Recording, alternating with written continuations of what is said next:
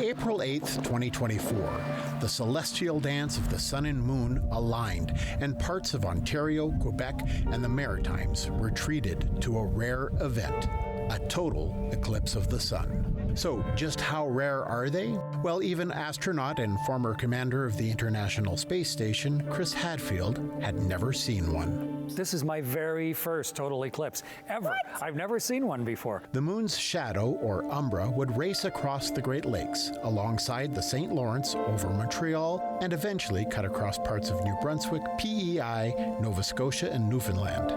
People from miles around gathered along the narrow path of the moon's umbra to witness what for most would be a once-in-a-lifetime event.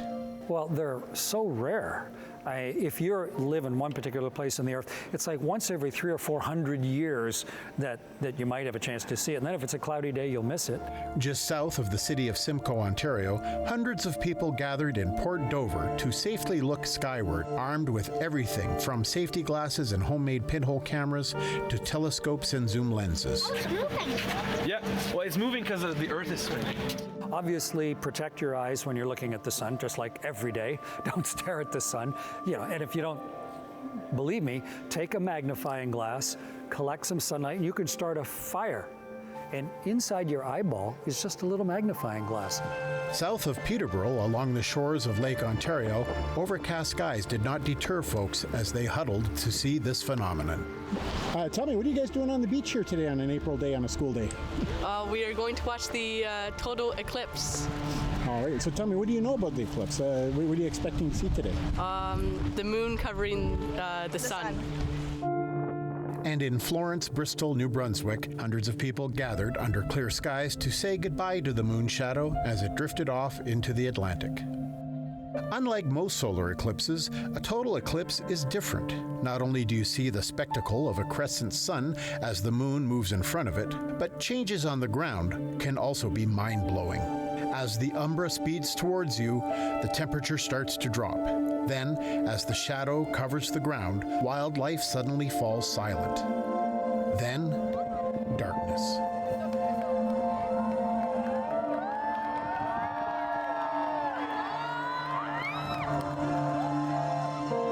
Looking at the sun directly now can be done safely as the moon covers 100% of it.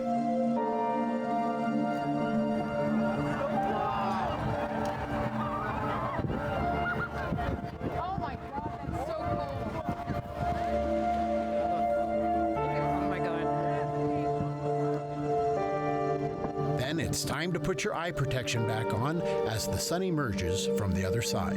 And within a couple of minutes, it's over. The birds come back to life and it's day again. Most people say that witnessing a total solar eclipse is life-changing. It was worth it. It was very worth it coming in. That was awesome. Yeah, awesome. It was like you're in a really dark room and then you turned on the lights. So if you missed this wonderful event and would like to see a total solar eclipse yourself, you'll have to wait a long time or travel. The next one will pass over Greenland and Spain in 2026. For Western Canada, Alberta and Saskatchewan won't see one until August 2044. But for those that were lucky enough to see the total eclipse of 2024, there's one less bucket list item for them to achieve.